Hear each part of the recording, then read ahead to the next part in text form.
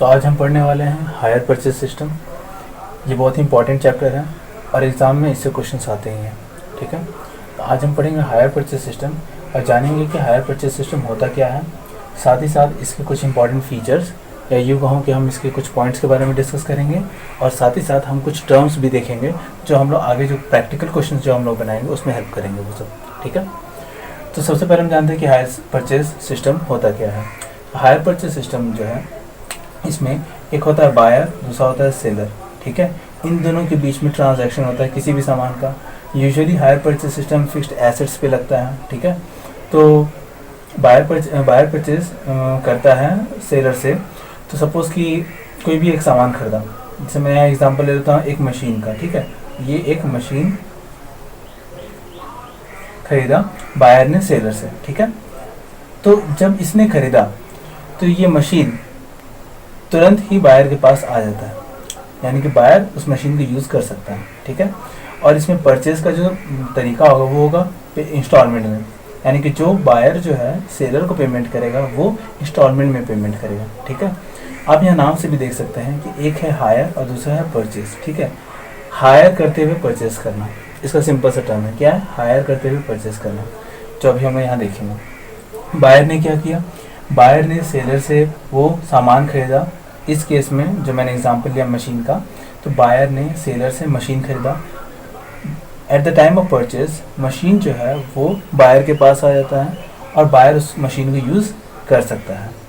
और बायर जो है वो पेमेंट किस मोड पे करेगा, तो वो इंस्टॉलमेंट मोड पे पेमेंट करता है सेलर को।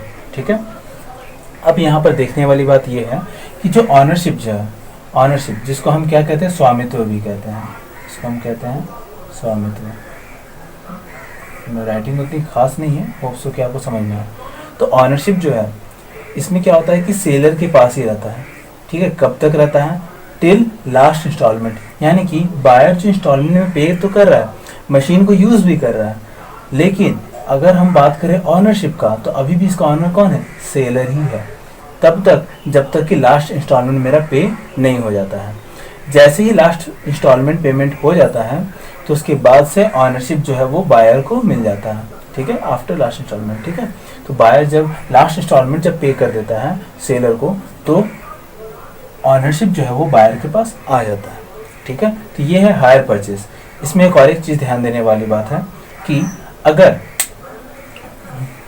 इंस्टॉलमेंट नहीं पे कर पाया तो बायर, ठीक है, ये तो क्वेश्चन है ना कि अगर बायर पूरा इंस्टॉलमेंट पे नहीं कर पाया तो तब क्या होगा। तो देखिए, चलिए इसी एग्जांपल में देखते हैं। सपोज कि एक बायर है जिसका नाम है ए, उसने बी से खरीदा सामान। वो क्या खरीदा? मशीनरी खरीदा। ठीक है, अब इसमें टोटल क्या है कि 5 इंस्टॉलमेंट्स है। कितने इंस्टॉलमेंट है? 5 इंस्टॉलमेंट्स पे करने हैं। ठीक है, ए बी को 5 इंस्टॉलमेंट में 5 इंस्टॉलमेंट में पे करेगा टोटल अमाउंट जो है मशीन का उसको। अब क्या होता है कि सपोज कि ए जो है ये 5 में से 3 इंस्टॉलमेंट पेमेंट कर दिया और बाकी का जो 2 इंस्टॉलमेंट है ना ये पे नहीं कर पाया। तो क्या होता है कि जब 3 इंस्टॉलमेंट जब ए ने पे किया और 2 इंस्टॉलमेंट नहीं पे कर पाया तो अभी भी ऑनरशिप किसके पास है? वो तो मेरा सेलर के पास है, बी के पास है ऑनरशिप। तो वो क्या करेगा, वो उस मशीन को वापस अपने पास ले लेगा। ठीक है, ये क्या करेगा, वापस अपने उस एसेट को वापस ही अपने पास ले लेगा। और ये जो 3 इंस्टॉलमेंट का जो पैसा ए ने पे किया था बी को, वो माना जाएगा कि ये जो 3 इंस्टॉलमेंट का जो अमाउंट है वो मेरा भाड़ा था, वो मैंने हायर किया था उस मशीन को और उसका मैंने बस भाड़ा दिया था। ठीक है, तो ये 3 इंस्टॉलमेंट जो है ये माना जाएगा, इसमें जो भी अमाउंट ए ने पे किया है बी को, तो वो माना जाएगा कि ए ने जितने भी पैसा पे किया है बी को 3 इंस्टॉलमेंट में, वो जो है मेरा वो हो जाएगा हायर प्राइस हो जाएगा। ठीक है, हायर प्राइस हो जाएगा। अब पूरा अच्छे से लिख देता हूँ।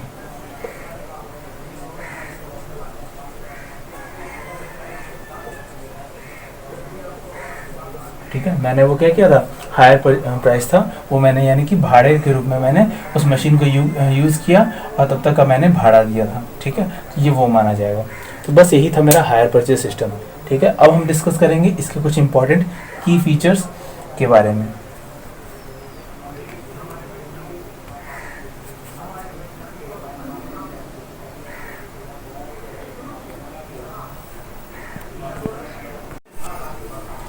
देखिए अब है यहाँ पे की features of hire purchase system. तो सबसे पहला बात आता है एग्रीमेंट का। जाहिर सा बात है हायर परचेज सिस्टम है तो एग्रीमेंट होगा ही। एग्रीमेंट में क्या होगा कि इतना डाउन पेमेंट पे हम ले रहे हैं, इतना मेरा इंस्टॉलमेंट रहेगा, ठीक है, इतनी टाइम तक मेरा इंस्टॉलमेंट रहेगा। तो इन सब का एक एग्रीमेंट होता है, एक रिटन फॉर्म होता है। ओके, यही तो प्रूफ रहेगा ना।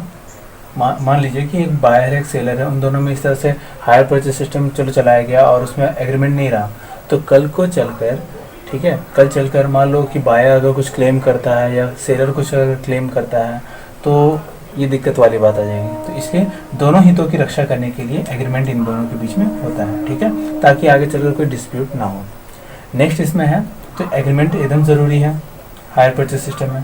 तो सेकंड आता है हमारे पास पेमेंट ऑन डिलीवरी। ओके, तो पेमेंट और डिलीवरी में क्या है, यहाँ पे है कि पेमेंट ऑन डिलीवरी का मतलब है डाउन पेमेंट। आपने इस वर्ड से आप लोग फैमिलियर होंगे, डाउन पेमेंट, राइट, करिए थोड़ा, ठीक है। डाउन पेमेंट, डाउन पेमेंट क्या है कि जब हम सामान लेते हैं, ठीक है, तो उसको हम कुछ नगद राशि हम लोग दे देते हैं, उसके बाद जो रेस्ट ऑफ द अमाउंट रहता है उसको हम लोग इंस्टॉलमेंट में पे करते हैं, ठीक है। तो डाउन पेमेंट में हम लोग यहाँ पर डाउन पेमेंट में कुछ क्वेश्चन में डाउन पेमेंट लिखा हुआ मिलेगा, कहीं पे आपको साइनिंग अमाउंट मिलेगा, कहीं पे आपको इनिशियल पेमेंट लिखा हुआ मिलेगा, ठीक है। लेकिन सबका सेंस क्या है, डाउन पेमेंट ही, यानी कि पेमेंट ऑन डिलीवरी, यानी कि जब सामान खरीद रहे हैं उस समय जो पेमेंट किए हमने वो मेरा डाउन पेमेंट या पेमेंट ऑन डिलीवरी कहलाएगा, ठीक है।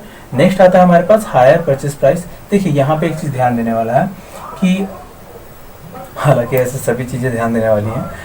देखिए परचेज, हायर परचेज का जो प्राइस होता है वो हमेशा कैश प्राइस से ज़्यादा होता है। कैश प्राइस यानी क्या, जैसे कि आप लोग बोलते हैं, आप लोगों ने देखा होगा कि कोई भी अगर बाइक खरीदते हैं, बाइक का मैं एग्जांपल इसलिए ले रहा हूँ क्योंकि हम सब आम आदमी हैं, मैक्सिमम मिडिल क्लास लोग जो है ज़्यादा हैं। तो क्या होता है कि हम लोग बाइक लेते हैं या कोई भी सामान लेते हैं तो बोलते हैं ना कि इंस्टॉलमेंट में लिए तो 10,000 रुपये 5,000 रुपये ज़्यादा ही पड़ गया, ठीक है। तो ऐसा क्यों होता है, वो इसलिए होता है क्योंकि उसमें इंटरेस्ट छुपा हुआ रहता है। अच्छा एक बात बताइए, कोई भी आपको ये हायर परचेज है या इंस्टॉलमेंट में आपको कोई भी सामान दे रहा है तो उसके पीछे उसका बेनिफिट क्या रहेगा, उसका बेनिफिट बस और बस कुछ नहीं, बस इंटरेस्ट रहेगा, ठीक है। तो हमेशा ध्यान रखिएगा कि हायर परचेज प्राइस जो होता है वो हमेशा कैश प्राइस से ज़्यादा होता है, ठीक है। जैसे कि किसी ने बाइक लिया, पल्सर बाइक लिया 80,000 90,000 में, ठीक है, और वो उसका कैश प्राइस था, लेकिन जब वो इंस्टॉलमेंट में लिया तो उसका 1,00,000 रुपया 1,10,000 इस तरह से उसका टोटल मिलाकर पे करना पड़ा। तो ये जो एक्स्ट्रा अमाउंट जो उसने पे किया ना वो बस कुछ नहीं, वो बस इंस्टॉलमेंट का पैसा है, ठीक है।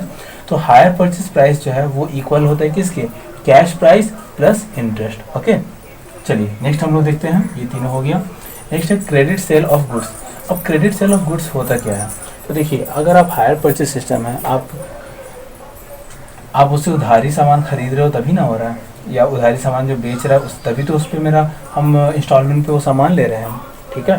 तो ये मेरा credit sale of goods means what, इसका मतलब है हम वो सामान को उधारी बेचे हैं, ठीक है। अगर हम सेलर के पॉइंट ऑफ व्यू से देखें तो हम उस सामान को उधारी बेचे हैं और तब हम उस पर इंस्टॉलमेंट में पैसा ले रहे हैं, ठीक है।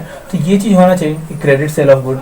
अगर मान लीजिए क्रेडिट सेल ऑफ गुड नहीं रहा, कैश सेल्स रहा, तो मेरा वहाँ तो हायर परचेज होगा ही नहीं, क्योंकि नकदी कोई सामान, जैसे कि अगर कोई नकदी पेमेंट करके लिया है तो वो तो नॉर्मल परचेज हो जाएगा ना। तो वहाँ पर अगर अमाउंट भी आएगा तो वो कैश प्राइस आएगा जो उसको सस्ते में पड़ जाएगा। अभी आपको जैसे पल्सर का मैंने एग्जाम्पल दिया कि 80-90 हज़ार में वो नगद पैसा दे के वो पल्सर ले लिया बाइक, और वही अगर इंस्टॉलमेंट में जाता तो उसको ज़्यादा पड़ेगा। तो वो थोड़ा उधारी वाला कॉन्सेप्ट है ना, तो उधारी मिलेगा तभी तो उसको इंस्टॉलमेंट देना होगा। तो ये तो तुम्हारा ये था आप लोगों का क्रेडिट सेल। नेक्स्ट क्या है इसका, payment is made in instalment. देखिए ये तो इम्पॉर्टेंट है ही, है ना। तो मैंने क्या बोला कि आज हम लोग डिस्कस करेंगे इसकी की फीचर्स, आखिर ये सब विशेषताएँ, ये सब क्या है, ये सब इसकी विशेषताएँ हैं कि इसमें क्या क्या होना चाहिए। एग्रीमेंट होना चाहिए, एग्रीमेंट नहीं तो हायर परचेस हम नहीं मानेंगे उसको। पेमेंट ऑन डिलीवरी ये भी होना चाहिए। हायर परचेस प्राइस जो है वो मेरा कैश प्राइस से बड़ा होता है, ज़्यादा होता है, ठीक है। फिर क्रेडिट सेल होना चाहिए और payment is made in instalment, यानी कि जो पेमेंट हो रहा है वो इंस्टॉलमेंट में पेमेंट हो रहा है, ठीक है। तो ये होना चाहिए, ठीक। नेक्स्ट आ जाता है मेरा राइट टू यूज़। देखिए राइट टू यूज़ ये क्या है, यूज़ करने का, यानी कि यूज़ करने का अधिकार किसके पास रहता है, ठीक है। तो ये यूज़ करने का अधिकार जो है ये मेरा बायर के पास चला जाता है। जब बायर सामान खरीदता है, सामान उसके पास आया, तो उसके बाद से बायर उस सामान को यूज करना शुरू कर सकता है। ठीक है, तो वो राइट टू यूज यानी कि यूज करने का अधिकार बायर को मिल जाता है। ठीक, बात करते हैं अगर हम ऑनरशिप का, तो ऑनरशिप के बारे में तो अभी हम लोगों ने डिस्कस किया कि ऑनरशिप जो है जब तक लास्ट पेमेंट नहीं हो जाता है तब तक सेलर के पास ही रहेगा। जैसे ही लास्ट पेमेंट हो जाता है तो उसके बाद ये ऑनरशिप बायर के पास आ जाएगा। नेक्स्ट है राइट टू टेक बैक, यानी कि वापस लेने का अधिकार, तो ये सेलर के पास रहता है, तब तक रहता है जब तक कि वो लास्ट इंस्टॉलमेंट ना दे पाए। ठीक है, लास्ट इंस्टॉलमेंट देने के बाद सेलर का कोई अधिकार नहीं रहता है उस गुड्स पर, उस सामान पर। ठीक है, वो फिर बायर के पास वो राइट चला जाता है। अगर मान लीजिए बायर फेल हो जाता है पे करने में, तो सेलर क्या कर सकता है, वापस उस सामान को लेने का अधिकार रखता है। ये है 8 पॉइंट्स, और भी पॉइंट्स हम डिस्कस करेंगे। बोर्ड थोड़ा छोटा है, कोई दिक्कत नहीं, घर पे बना रहा हूँ वीडियो, बाकी फिर देखते हैं।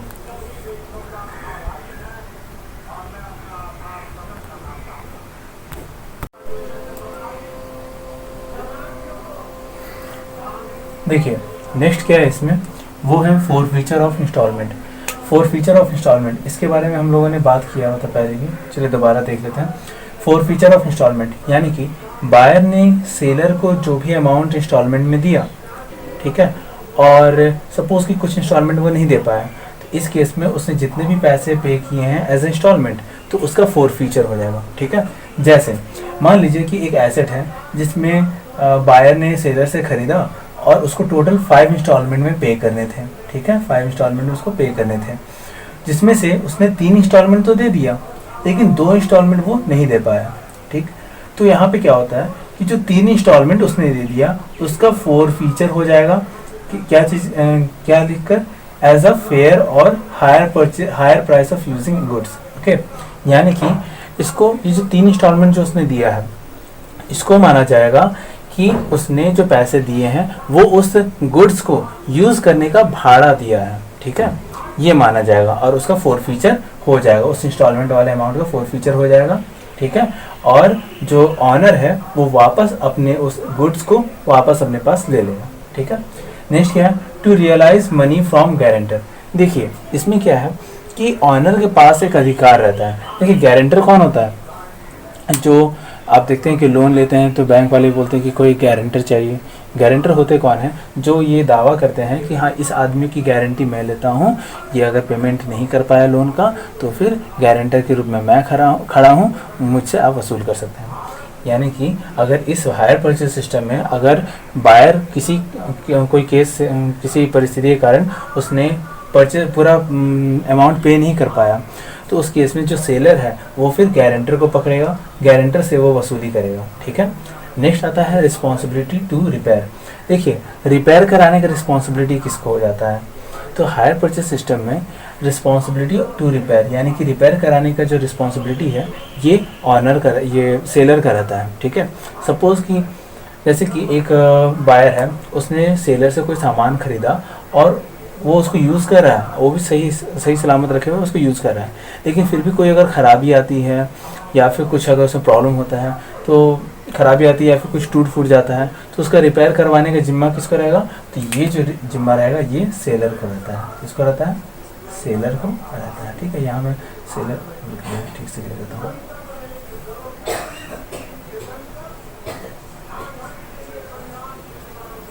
ठीक है, नेक्स्ट अगर हम बात करते हैं when goods sold by the purchaser. देखिए होता क्या है ना कि एक परचेजर, ठीक, उसने हायर परचेज पे कोई सामान लिया, कोई गुड्स लिया या कोई एसेट लिया सेलर से। अब वो परचेजर क्या किया, लास्ट इंस्टॉलमेंट पे करने से पहले ही वो सामान किसी और को बेच दिया, यानी कि थर्ड पार्टी को बेच दिया।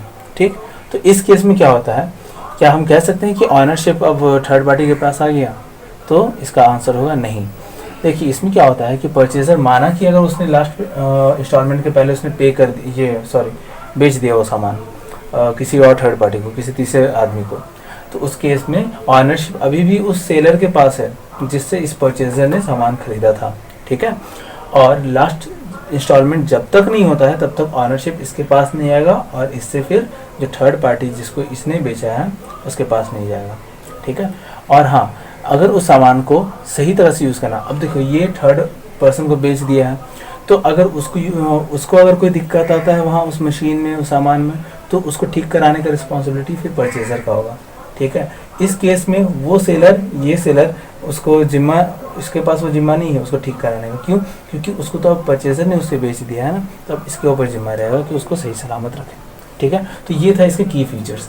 आगे हम बात करते हैं हायर परचेज सिस्टम के टर्म्स के बारे में, जो हम लोग एक क्वेश्चन बनाएंगे तो ये टर्म्स हमें मिलेंगे। ठीक है, तो इसके बारे में हम लोग डिस्कस करते हैं। नेक्स्ट है हमारा, देखिए ये सब टर्म्स तो आप लोग जानते ही हैं, चलिए फटाफट से एक बार इसको देख लेते हैं। सबसे पहला आता है हमारे पास, वो है हायर परचेजर। हायर परचेजर कौन होता है? जिसने वो सामान खरीदा। इसमें आप इस वर्ड को देखिए, परचेजर यानी कि खरीदने वाला। ठीक है, जिसका दूसरा नाम है यहाँ पे हायर भी उसको कहते हैं। ठीक है, जो हायर करें। ऑनर, ऑनर कौन होता है? सेलर होता है हमारा। ठीक है, ये मैंने एंड लगाया है, और नहीं ये एंड है, ये डिफरेंट थिंग है। ओके, ठीक है, तो ऑनर कौन होता है? ये मेरा बेसिकली कौन होता है? सेलर होता है।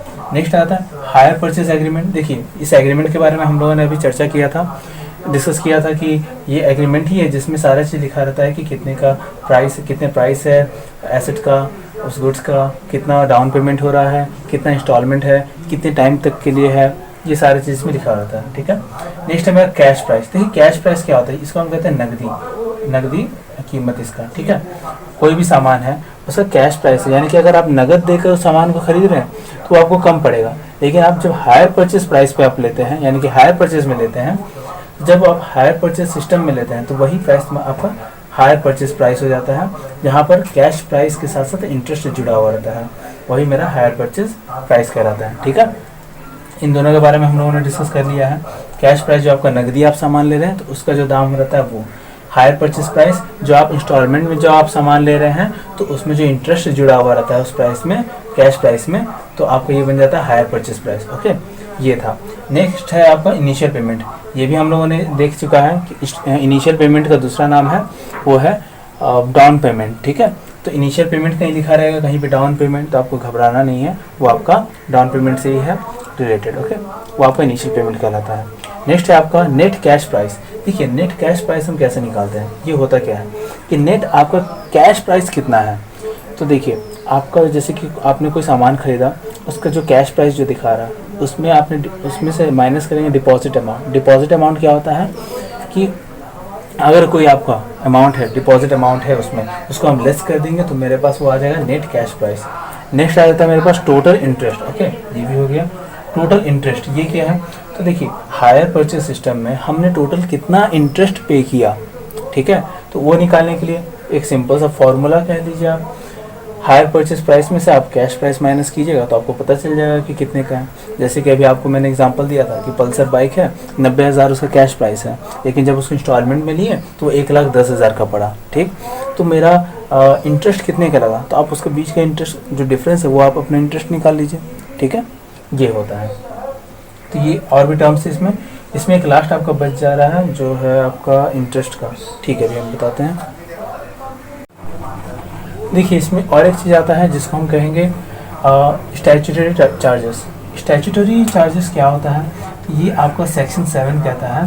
देखिए ये जो चार्ज है ये आपका लगता है ये जो आप अमाउंट पे कर रहे हैं उसमें, इसमें क्या होता है कि स्टैट्यूटरी चार्जेस, जिसको हम शॉर्ट में अभी SC लिखे हैं क्योंकि यहाँ पे कैलकुलेट करना रहता है उसको, तो फिर यहाँ पे मैक्सिमम, अगर मान लीजिए आप यहाँ पे कैलकुलेशन नहीं किया गया है तो आप इसको मैक्सिमम कितना ले सकते हैं? 30% यहाँ पे इंस्टॉलमेंट पर ये लगता है स्टैट्यूटरी चार्जेस। या तो फिर इसको कैलकुलेट करने का फॉर्मूला है, वो ये है statutory charges equal to CI into R into T/100। CI क्या है? ये मेरा कैश प्राइस है जो आप इंस्टॉलमेंट में पे कर रहे हैं। ठीक है, इंटू R यानी कि रेट क्या होगा? स्टैट्यूटरी चार्जेस का जो है रेट दिया हुआ रहता है, इतना परसेंट। अगर नहीं दिया हुआ है तब आप इसको 30% लेकर चलिएगा, नहीं तो अगर दिया हुआ है तो आप उतना ही परसेंट लेकर चलिए। इंटू टी मेरा क्या है? तो टी मेरा टाइम है। ठीक है, जो मेरा ईयर में हो सकता है या फ्रैक्शन ऑफ ईयर्स में। अब आप सोचिएगा कि ये फ्रैक्शन ऑफ ईयर्स क्या होता है? तो देखिए ज़रूरी नहीं है कि जो इंस्टॉलमेंट का जो अमाउंट है या इंस्टॉलमेंट का जो टाइम है वो आपको 1 साल 2 साल करके दिया हो। मे बी ऐसा है कि 2 साल कुछ महीना, 3 साल कुछ महीना, तो जो महीने साल के साथ महीना भी जो ऐड हो जाता है ना, तो उसी को हम फ्रैक्शन में लिखते हैं, ठीक है। तो वो चीज़ है, टाइम यहाँ पे क्या है, या तो फिर ईयर में या तो फिर हम फ्रैक्शन ऑफ ईयर्स में लिखेंगे। ओके, तो ये आपको समझ में आ गया। इसके बाद हम लोग देखते हैं इंटरेस्ट का।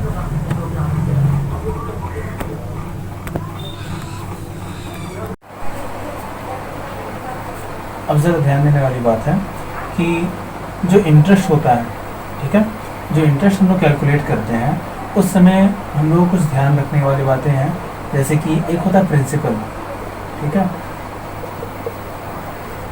अब ये प्रिंसिपल क्या होता है, जैसे आपने कोई सामान खरीदा, जैसे कि मान लीजिए एक मशीनरी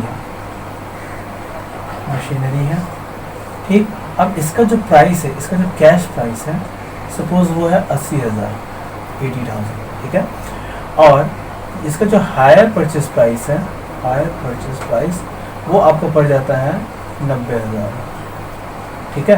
तो इस पर आपका टोटल इंटरेस्ट अभी तक कितना लगा इसमें, तो इसका डिफरेंस जो निकलेगा वो जो है 10,000, वो मेरा क्या है, इंटरेस्ट है, ठीक है।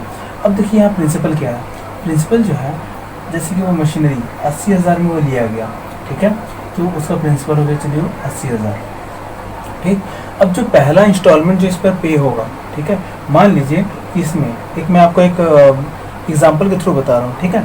मान लीजिए 80,000 रुपया है और ये 80,000 में जो इंस्टॉलमेंट पे इसको लिया गया तो वो हो जा रहा है, मान लीजिए इसका इंस्टॉलमेंट अमाउंट है वो है 6,000, कितना है 6,000, जिसमें से 5,000 जो है वो आपका कैश प्राइस है, यानी कि ये आपका मशीनरी का वैल्यू है जो आप किस्त में दे रहे हैं, और ये जो इसमें 1,000 है वो है आपका इंटरेस्ट, ठीक है, समझ में आया।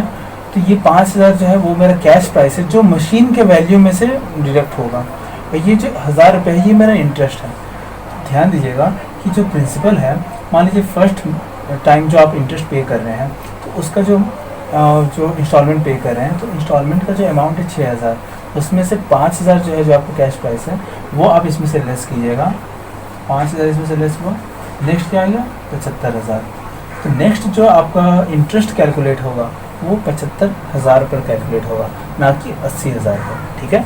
और कौन सा अमाउंट यहाँ माइनस हुआ, तो जो आप इंस्टॉलमेंट अमाउंट दे रहे हैं उसमें से इंटरेस्ट को हटा दीजिए, इंटरेस्ट को हटाने के बाद जो आपका अमाउंट बचता है वो आपका प्रिंसिपल से माइनस होते हुए जाएगा, ठीक है। और नेक्स्ट जो इंस्टॉलमेंट बनेगा, नेक्स्ट जो इंटरेस्ट होगा वो मेरा 75,000 पे कैलकुलेट होगा। ये समझ में आ गया। चलिए अब हम लोग इसका फॉर्मूला देखते हैं, ठीक है। अब देखिए ये जो 75,000 है, और एक चीज़ ध्यान दीजिए यहाँ पे 75,000 है, इसको हम क्या कहेंगे, अनपेड प्रिंसिपल, ठीक है। ये तो लॉजिक वाली बात है ना, क्योंकि प्रिंसिपल जो अमाउंट था मेरा 80,000, उससे 5,000 रुपया लेस हुआ, मेरे पास 75,000 बचा। ये तो मेरा प्रिंसिपल है लेकिन ये अनपेड प्रिंसिपल है, ठीक। ये अनपेड प्रिंसिपल ये कहलाता है जो नेक्स्ट इंस्टॉलमेंट के लिए जो मेरा नेट वैल्यू बचा रहता है मशीन का, आई मीन कोई भी गुड्स का, ठीक है।